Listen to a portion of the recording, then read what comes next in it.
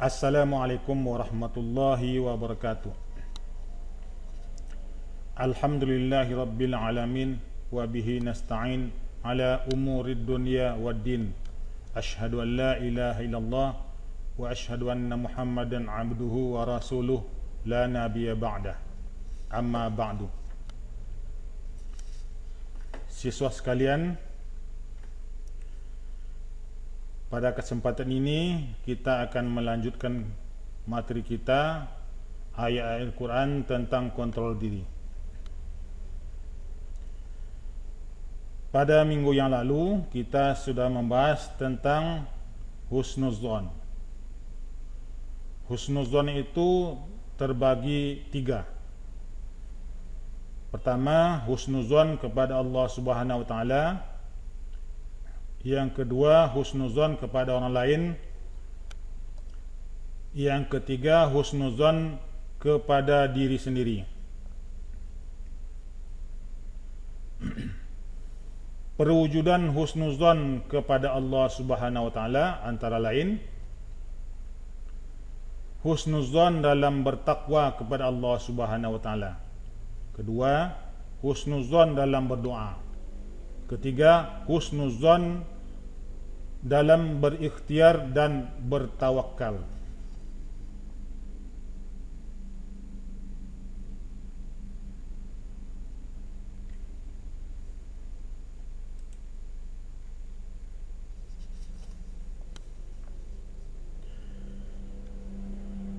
Pada kesempatan ini kita akan melanjutkan tentang menerapkan perilaku kontrol diri atau mujahadah an-nafs dan prasangka baik atau husnuzon untuk meraih hidup bahagia.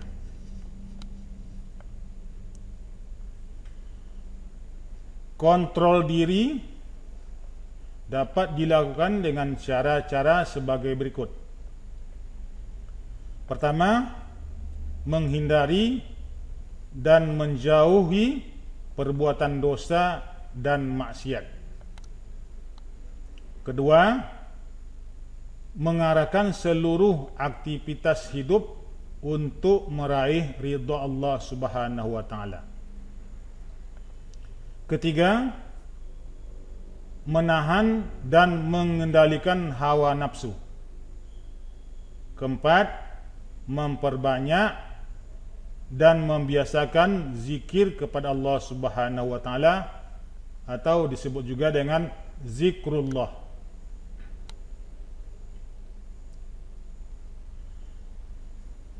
Sedangkan husnuzon kepada Allah Subhanahu wa Ta'ala dapat dilakukan dengan tiga sikap, yaitu sebagai berikut. Pertama, selalu yakin bahawa Allah Subhanahu wa Ta'ala akan senantiasa memberi yang terbaik bagi hambanya. Kedua, selalu mensyukuri nikmat dari Allah Subhanahu wa Ta'ala. Rasa syukur dapat diungkapkan dengan mengucapkan hamdalah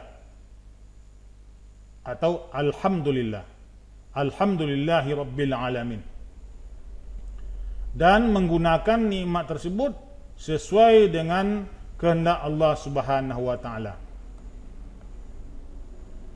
Ketiga, bersikap tawakal, sabar dan ikhlas atas semua cobaan dan ujian dari Allah Subhanahu wa Ta'ala. Ingatlah bahawa Allah Subhanahu wa Ta'ala tidak akan membebani seseorang di luar batas kemampuannya, dan semua cobaan yang diberikan oleh Allah Subhanahu wa Ta'ala pasti ada hikmahnya.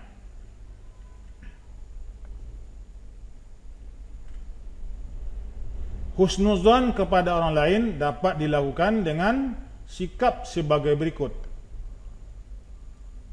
Pertama, melihat seseorang dari sisi baiknya ditunjukkan dengan rasa senang dan berfikir positif. Kedua, selalu memaafkan kesalahan yang dilakukan orang lain terhadap diri kita. Ketiga, bersikap hormat pada orang lain tanpa ada rasa curiga, dengki, dan perasaan tidak senang tanpa ada alasan yang jelas. Keempat, selalu mengingat kebaikan-kebaikan yang pernah dilakukan oleh orang lain terhadap diri kita. Kelima, melupakan kesalahan yang dilakukan oleh orang lain terhadap diri kita.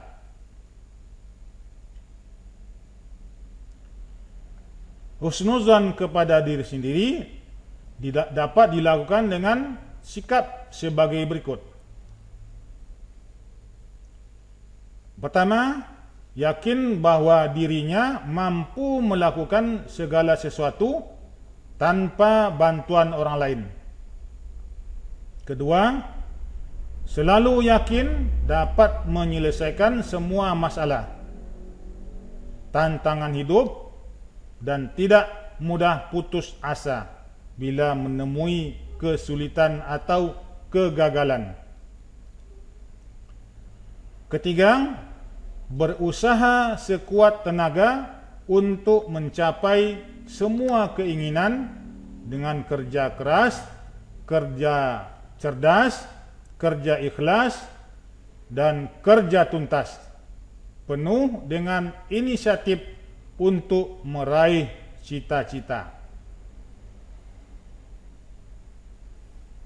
Berikutnya kita akan membahas tentang Al-Quran surat Al-Hujurat ayat 10 tentang persaudaraan atau ukhuwah. Membaca Quran surat Al-Hujurat ayat 10. Kalian semua pasti sudah menghafal ayat ini. Sekarang dengarkan Bapak membacanya. A'udzu billahi minasy syaithanir rajim. Bismillahirrahmanirrahim. Innamal mu'minuna ikhwatun fa aslihu baina akhawaykum.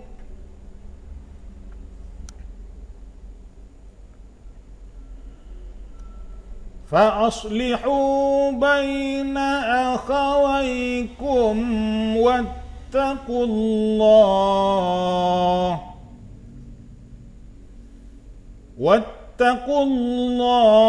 لعلكم ترحمون.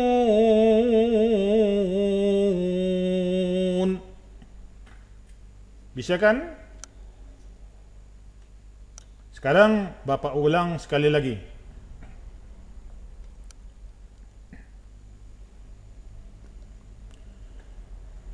Innamal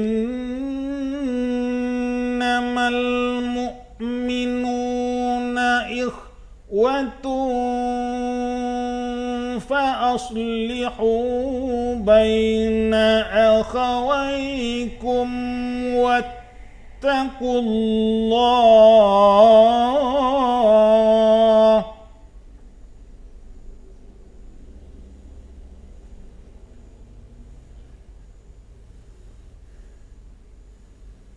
فأصلحوا بين أخويكم واتقوا الله لعلكم ترحمون.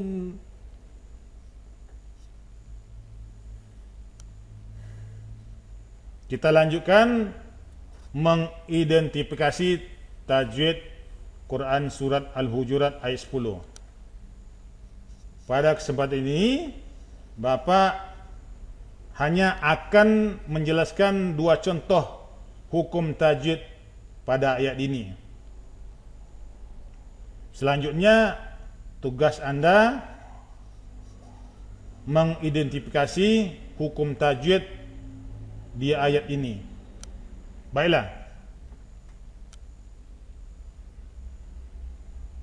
Ada 2 contoh pada kesempatan ini. Yang pertama, lafaz ikhwatun. Lafaznya ikhwatun. Nama hukum bacaannya ikhfa. Alasannya karena dhamma tanwin bertemu huruf fa. Ikhwatun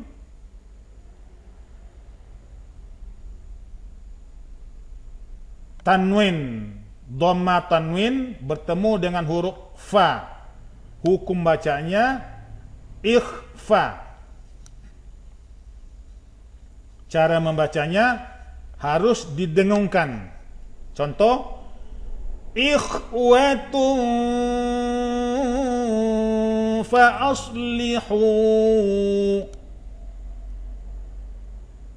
Berdengung ya. Ikhwatun fa aslihu.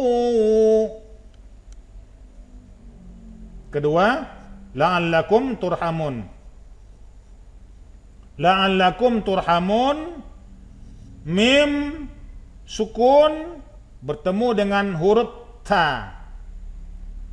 Hukum bacaannya namanya izhar syafawi. Alasannya karena mim sukun bertemu huruf ta. Cara membacanya tidak didengungkan, tidak didengungkan.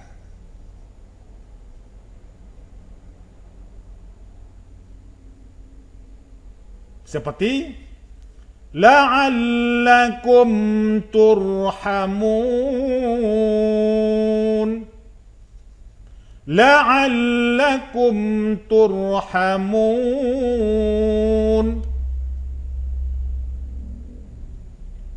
Dengan 2 contoh tersebut, berikutnya Anda diharapkan bisa mengidentifikasi hukum tajwid ayat 10 ini.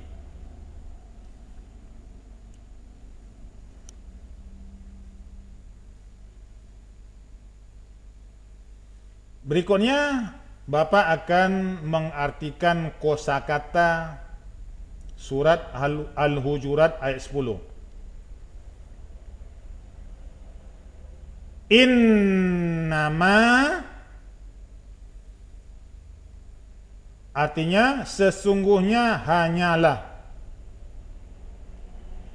Al-mu'minuna orang-orang yang beriman. Ikhwatun bersaudara. Fa'aslihu maka damaikanlah baina antara akhawaikum kedua saudara kalian. Wattaqu dan bertakwalah Allah la'allakum supaya kalian turhamun kalian dirahmati.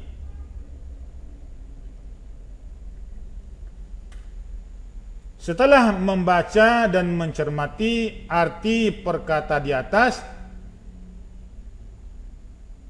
tugas kalian menterjemahkan Quran surat Al-Hujurat ayat 10 ini secara mandiri.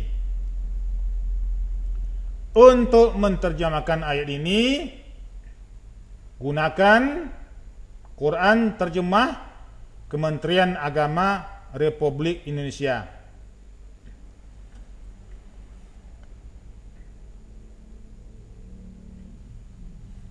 Berikutnya kita lanjutkan asbabun nuzul ayat 10. Asbabun nuzul ayat 10 Quran surat Al-Hujurat ini ialah diriwayatkan oleh Anas radhiyallahu an. Dia berkata, dikatakan kepada Nabi sallallahu alaihi wasallam, sebaiknya baginda menemui Abdullah bin Ubay. Abdullah bin Ubay ini tokoh suku Quraisy di Madinah.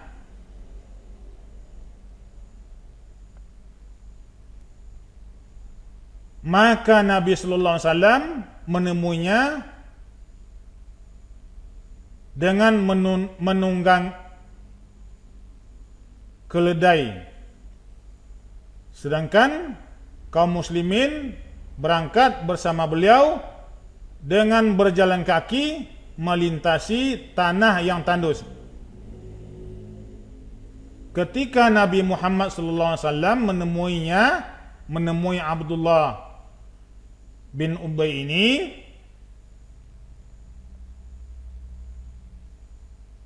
ia berkata, Abdullah bin Ubay berkata, menjauhlah dariku, demi Allah, bau keledaimu menggangguku. Mendengar ucapan Abdullah bin Ubay, sahabat Nabi yang ikut bersama Nabi merasa tersinggung.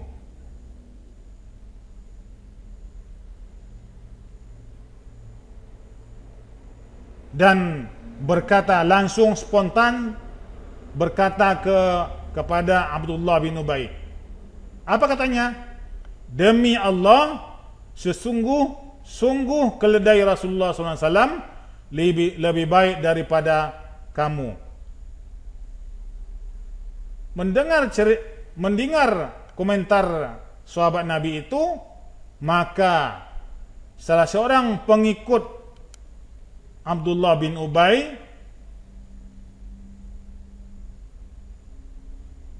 marah.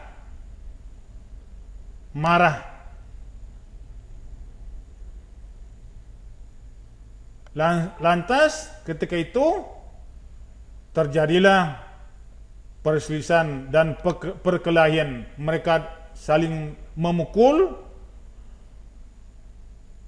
Pada ketika itu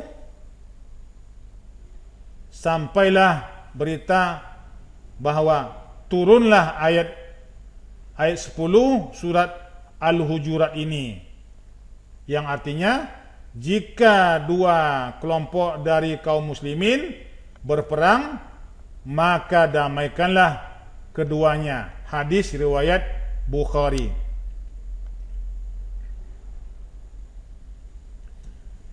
Ayat di atas menjelaskan bahwa sesama mukmin adalah bersaudara. Inti dari persaudaraan adalah adanya persamaan.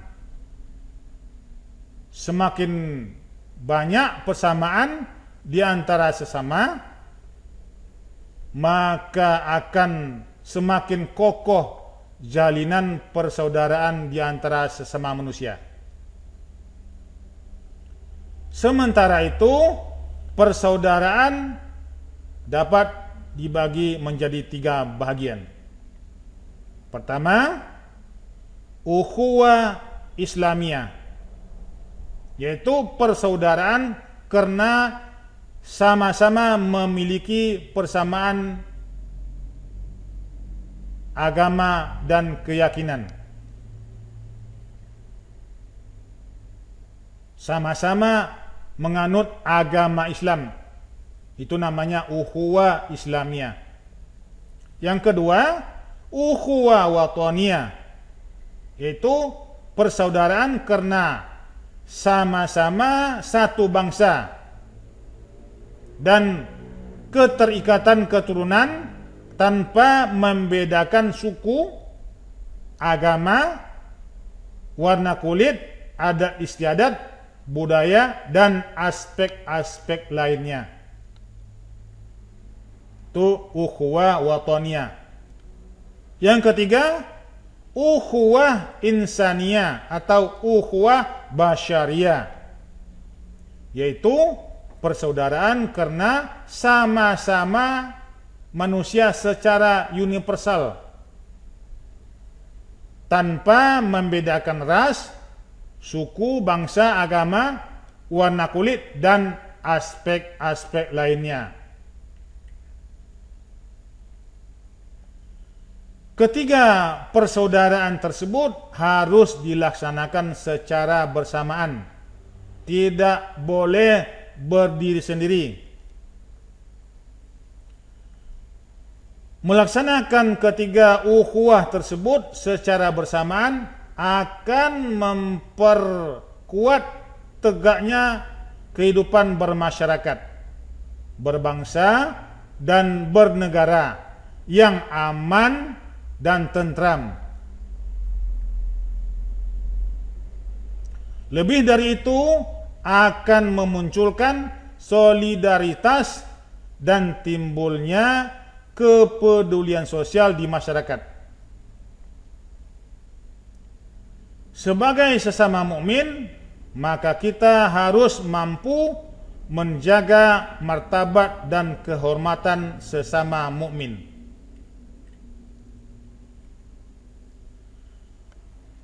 Persaudaraan sesama mukmin harus selalu dijaga agar semakin kokoh. Nabi Muhammad SAW bersabda, An Abi Musa anin Nabi sallallahu alaihi wasallam qala Innal mu'mina lil mu'mini kal bunyan yashuddu ba'duhu ba'da wa shabbaka asabi'ahu, rawahul Bukhari. Artinya, dari Abu Musa meriwayatkan dari Nabi Muhammad SAW bahwa beliau bersabda, kaum mukmin adalah bersaudara satu sama lain ibarat bagian-bagian dari suatu bangunan. Satu bagian memperkuat bagian lainnya. Dan beliau menyelipkan jari-jari di satu tangan dengan tangan yang lain agar kedua tangannya tergabung seperti ini. Persaudaraan mukmin itu tuh seperti ini.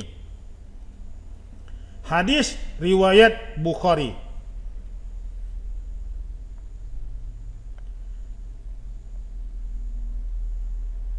Adanya persaudaraan yang kuat akan menjadikan kehidupan yang harmonis, diliputi rasa saling mencintai, saling menjaga perdamaian dan persatuan. Untuk memperkokoh persaudaraan, maka lakukanlah hal-hal sebagai berikut. Pertama, ta'aruf, saling kenal. Saling mengenal antara umat Islam bukan hanya penampilan fisik, namun juga tentang ide, gagasan, dan lain sebagainya. Kedua, tafahum, saling memahami. Dengan saling mengenal antara sesama umat Islam, maka akan timbul sikap berusaha untuk memahami saudaranya. Ketiga, ta'awun. Ta'awun, saling tolong menolong. setelah saling memahami sudah terjalin, maka akan timbul sikap saling mendoakan dan saling menolong. Keempat, takaful, senasib dan sepenanggungan. Jika sikap tersebut sudah terlaksana dengan baik, maka akan timbul sikap senasib dan sepenanggungan, seperti yang sudah dicontohkan oleh sahabat-sahabat Ansar di Madinah terhadap sahabat-sahabat Muhajirin dari Makkah.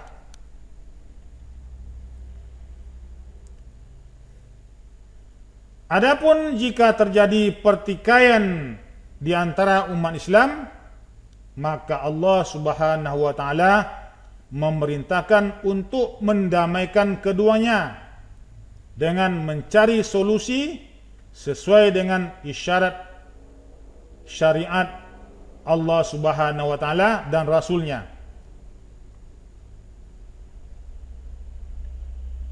Ukhuwah Islamiyah merupakan konsekuensi dari iman. Hendaknya seorang muslim memiliki hati yang bersih dan menghindari sifat hasad atau iri terhadap kesuksesan orang lain. Sebaliknya harus merasa senang dan bahagia atas keberhasilan dan kesuksesan yang dicapai oleh saudaranya. Kualitas iman yang dimiliki seorang muslim akan berdampak pada sikap dan perilaku sosial sesama muslim. Misalnya, tumbuh sikap tasamu, yaitu toleran dengan saling memahami, saling menghormati, saling menghargai dalam perbedaan selama perbedaan tersebut masih bersifat furu'.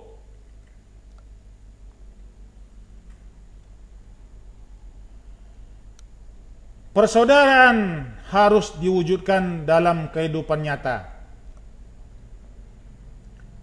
Sikap dan perilaku yang merupakan perwujudan persaudaraan di antaranya bersikap lemah lembut, kasih sayang, rendah hati, dan saling mencintai.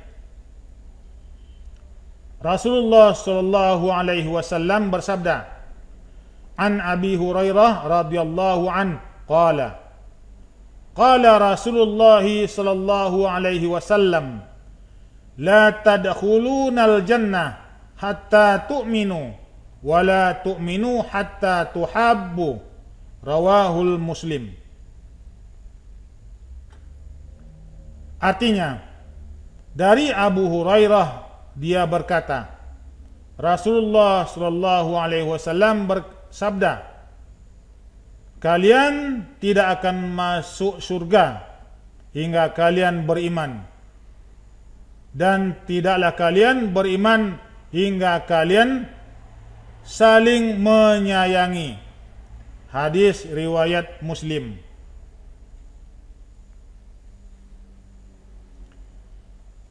Hikmah menjaga persaudaraan. Pertama, menumbuhkan sikap saling memahami dan saling pengertian di antara sesama. Kedua, menumbuhkan sikap saling tolong menolong. Ketiga, menumbuhkan sikap saling menghormati dan saling menghargai, akan melahirkan rasa persatuan dan kesatuan bangsa. Keempat, menimbulkan tenggang rasa dan tidak menzalimi antara sesama. Kelima, terciptanya dan terjalinnya solidaritas yang kuat antara sesama muslim. Keenam, terbentuknya kerukunan hidup antara sesama warga masyarakat.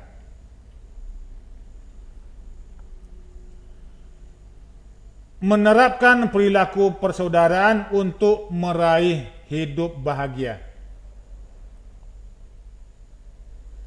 Persaudaraan sesama mukmin harus semakin kokoh dan terjaga dengan melakukan hal sebagai berikut.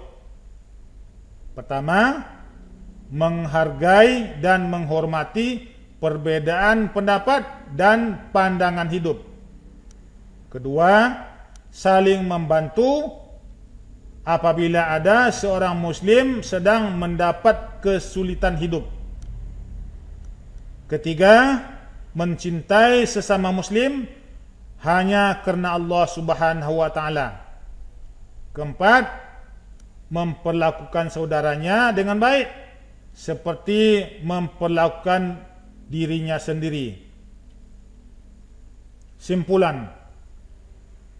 Pertama, Quran surat Al-Hujurat ayat 12 berisi larangan untuk berprasangka buruk atau su'zon kepada orang lain, berbuat tajasus, dan larangan ghibah. Kedua, ayat ini mengandung perintah untuk mengendalikan hawa nafsu atau mujahadah an-nafs dan prasangka baik atau husnuzan kepada Allah Subhanahu wa taala, kepada sesama manusia, dan kepada diri sendiri. Ketiga, Quran surat Al-Hujurat ayat 10 berisi perintah menjaga persaudaraan atau ukhuwah, yaitu persaudaraan di antara sesama mukmin yang dilandasi oleh persamaan keimanan kepada Allah Subhanahu wa taala. Sampai di sini dulu materi kita, lain kali kita sambung insyaallah. Terima kasih atas perhatiannya. Billahi taufiq wal hidayah. Wassalamualaikum warahmatullahi wabarakatuh.